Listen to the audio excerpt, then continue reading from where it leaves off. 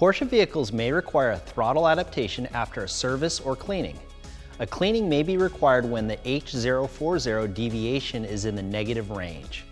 For example, an H040 deviation of -23 indicates a mass air volume lower than expected at the current throttle angle.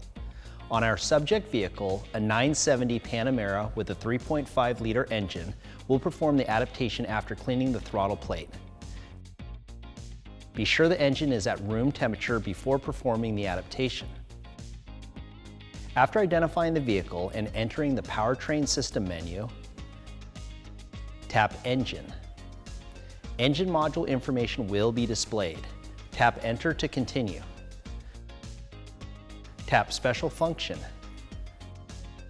Tap Adaptation. Tap Throttle Adaptation. Tap Enter to start calibration. You'll hear the throttle housing actuate. Once complete, you'll receive confirmation if successful.